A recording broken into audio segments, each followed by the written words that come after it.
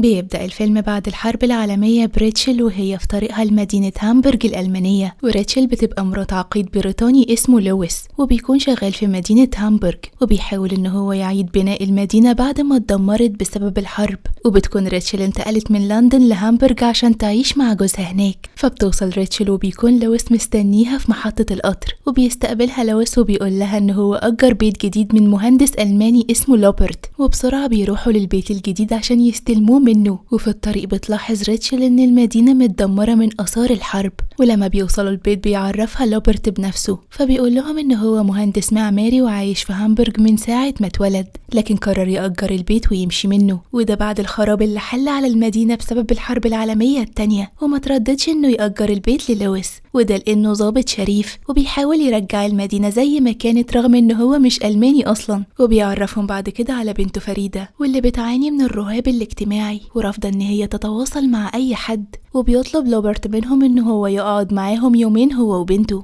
لحد بس ما ينتقل للمعسكر. فبيوافق لويس، واخر اليوم بالليل بتتكلم ريتشل مع جوزها عن ابنهم اللي توفى اثناء الحرب، وهما الاتنين بيكونوا متأثرين جدا بموت ابنهم واللي بيكون اتوفى بسبب غارة ألمانية على بريطانيا. ولويس بيكون بيلوم ريتشل وبيحملها مسؤولية موت ابنهم لان هي اللي كانت معاه وقت الغارة، وبيبان على ريتشل ان هي متأثرة جدا بموت ابنها وحاسة بالذنب من ناحيته. ولما بتصحى تاني يوم بتلاقي ان لويس نزل للشغل وسابها، فبتقوم تتمشى في البيت تستكشفه، وبتعدي في طريقها على أوضة فريدة وبتلاقيها قاعدة على الأرض، فبتحاول ان هي تتكلم معاها لكن فريدة ما بتردش عليها وبتسيبها وبتمشي. فبتروح المطبخ عشان تفطر، وفي الوقت ده بيرجع لويس للبيت وبيقعد يفطر معاها، وبعد الفطار بيقترح عليها ان لوبرت وبنته يفضلوا قاعدين معاهم في نفس البيت وتعيش أسرة لوبرت في الدور اللي فوق وهي ولويس يعيشوا في الدور اللي تحت. فبترفض ريتشل رفض قاطع لأنه ألماني وهي مش عاوزة تعيش مع أسرة ألمانية لأنهم كانوا السبب في موت ابنها، لكن لويس بيقدر يقنعها وبيقول لها ان ده هيقلل عليهم الإيجار. فبتوافق ريتشل وبيعيشوا الأسرتين مع بعض في بيت واحد. وتاني يوم بتروح ريتشل لمطعم في آخر المدينة وبتقابل هناك صاحبتها سوزان واللي بتبقى مرات العقيد البريطاني برناندو صاحب لويس،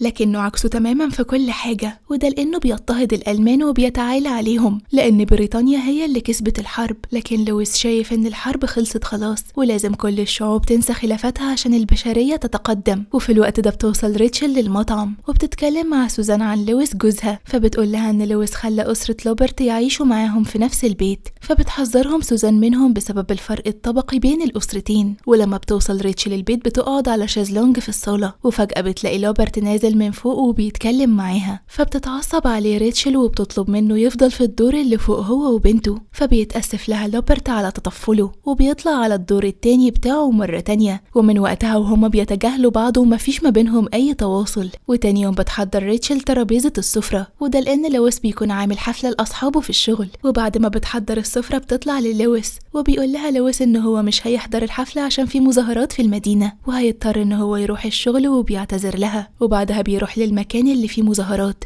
ولما بيوصل هناك بيلاقي الدنيا زحمة، ولو فضل موجود في المكان ده المتظاهرين هيقتلوه هو وكل الضباط. فبيحاول يتحرك بالعربية بتاعته لكنه ما بيقدرش يتحرك بسبب الزحمة اللي في المظاهرة. وفي الوقت ده بيشوف لوبرت المظاهرة وهو بيتمشى وبيلاحظ ان في واحدة ست واقعة على الارض ومش عارفة تقوم، فبيروح يساعدها لكنه بيتخبط في دماغه وبيتجرح وبيرجع البيت تاني. واول ما بيوصل البيت بيلاقي اصحاب لويس لسه في البيت، فبيحاول يتهرب منهم عشان ما يشوفهمش، لكن برناندو بيشوفه وبينادي عليه وبيحاول يستفزه بالكلام عن الحرب، وبالفعل بينجح في ده وبيكون لوبرت هيضربه لكنه بيسيب الحفلة وبيطلع الدور اللي فوق. فبتطلع ورا ريتشل وبتلاحظ الجرح اللي في دماغه فبيصعب عليها وبتحاول تعالجه، وهنا بيعترفوا لبعض بحبهم وبيعملوا علاقة. وفي الوقت ده بيرجع لويس على البيت وبيشوف لوبرت وهو مجروح، فبيقول لوبرت ان هو اشتبك في المظاهرة وبيبان على لوبرت ان هو متوتر وبيكون بيتكلم وهو خايف لحسن لويس يكتشف علاقته بريتشل. وتاني يوم بتتغدى ريتشل مع لويس وبيقول لها ان هو هيسافر لمدة 6 أيام برا المدينة وبيتأسف لها لانه هيبعد عنها طول المدة دي، وبيقول وبيقول لها ان دي طبيعة شغله للأسف لازم يسافر. فبتحاول ريتشل ان هي تتكلم معاه عن طفلهم المتوفي، لانه من وقت ما توفى ابنهم ولويس بيتجاهلها تماما، لكن لويس بيوقفها عن الكلام وبيرفض يتكلم عن ابنهم لانه شايف ان ريتشل هي السبب في وفاة ابنهم. فبيسيب الاكل وبيقوم عشان يحضر نفسه للسفر، وبتراقبه ريتشل من الشباك لحد ما بيمشي، وبيبان عليها ان هي حاسة بالذنب بسبب موت ابنها. وتاني يوم بتصحى ريتشل من النوم وبتطلب من لوبرت وفريدة يفطروا معاها، وعلى طول بتقول ريتشل ان مصففة الشعر بتاعتها جايه لها النهارده، وبتعرض على فريدة ان هي تغير قصة شعرها. والاول مرة بتتكلم فريدة مع ريتشل بعد ما كانت على طول ساكتة لانها ما بتحبش تتكلم مع حد.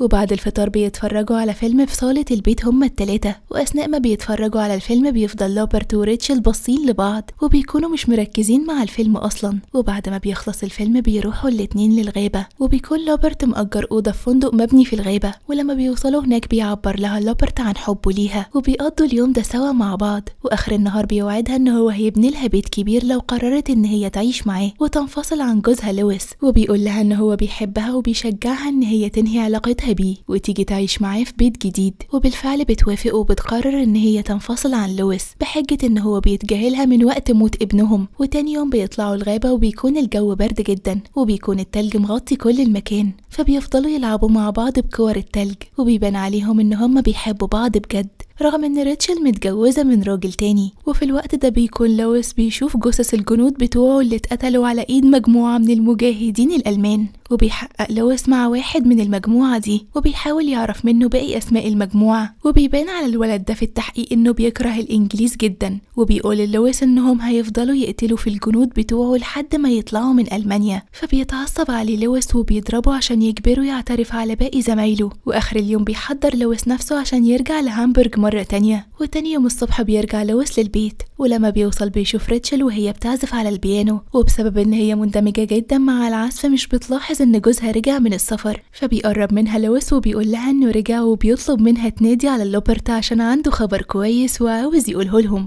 وبعد ما بيتجمعوا كلهم بيقول لويس انه اترقى في شغله وهيستلم وظيفة جديدة في لندن. فبتتصدم ريتشل وبتفضل باصة لوبرت وما بتكونش عارفة تقوله ايه. واخر اليوم بيلبس لويس وريتشل عشان يروحوا حفلة واللي هيكون فيها اهم ناس في ألمانيا. وبعد ما بتلبس ريتشل الفستان بتاعها بتطلب من لويس ان هي ترجع مرة تانية تغير الفستان. وبمجرد ما بتطلع الأوضة بتلاقي لوبرت مستنيها وبيقول لها ان هو هيمشي الصبح من البيت وانها لازم تمشي معاه، وبيهددها ان هي لو ما قالتش لويس على علاقتهم هو هيقوله، وبيسيبها بعد كده وبيمشي. فبتنزل ريتشل للويس مرة تانية وما بتكونش غيرت الفستان زي ما قالت له، لكنه ما بيهتمش. ولما بيوصلوا الحفلة بيروح لويس يتكلم مع صاحبه برناندو، واثناء كلامهم بيلمح للويس ان ريتشارد بتخونه مع لوبرت. فبيتعصب لويس وبيروح يطلب من ريتشل ان هي ترقص معاه، واثناء ما هم بيرقصوا بيقول لها لويس ان هو عارف عن علاقتها بلوبرت. فبتتأسف له ريتشل وبيكون باين عليها ان هي ندمانة على اللي هي عملته، لكنها بتقوله انه هو السبب لانه كان بيتجاهلها، ده غير انه هو دايما بيلومها على موت ابنهم. فبيفضل لويس ساكت ومش بيرد عليها. فبتتعصب ريتشل وبتسيب الحفلة وبتمشي. فبيطلع لويس يجري وراها عشان يروحها، وبيطلب من السواق بتاعه مفتاح العربية لان هو اللي هيسوق. وهم مروحين في الطريق بينضرب عليهم رصاص من ولد من مجموعة المجاهدين الألمان،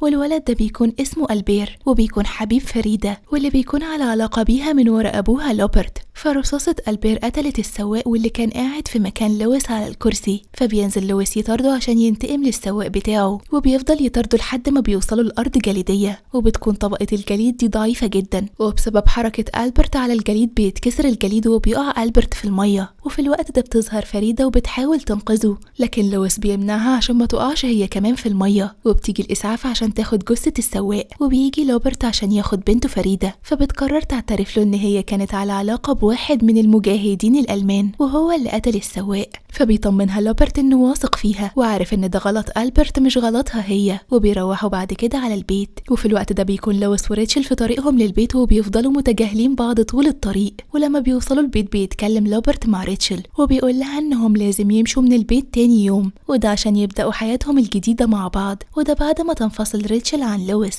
وتاني يوم بتقرر ريتشل تواجه لويس بالحقيقة وتقوله ان هي مش قادرة تعيش معاه. فبيتجاهلها وكمان بيلومها على موت ابنهم الصغير، فعشان كده هي قررت تنفصل عنه وترتبط بلوبرت وهتنتقل معاه البيت تاني. فبيقول لها لويس انه ما قدرش ينسى ابنه من ساعة ما مات، وإن هو كان بيتجاهلها لأن كل ما بيبصلها بيفتكر شكل ابنه وبيتمنى ليها السعادة، وبعد كده بيودعها. وأول ما بيطلعوا من البيت بيطلع لويس للدور اللي فوق وبيلاقي ريتشل سايبة اللبس بتاع ابنهم، فبيشم الهدوم عشان يفتكر ريحة ابنه وبينهار من العياط. وفي الوقت ده بتكون ريتشل مع لوبرت وفي طريقهم عشان ينتقلوا للبيت جديد، ولما بيوصلوا المحطة بيجي القطر اللي هم هيركبوا فيه، فبينادي لوبرت على ريتشل، لكنها في الوقت ده بتكون قررت ترجع للويس مرة تانية، وده لأنها حست بالندم إن هي اتخلت عنه وهو حزين على موت ابنه. فبتودع لوبرت وفريدة وبترجع للويس مرة تانية وبتعتذر له إن هي خانته وعملت علاقة مع واحد تاني، وبتوعده إنهم هيتخطوا موت ابنهم وهيبدأوا مع بعض حياتهم من أول وجديد. وبس كده بيخلص الفيلم.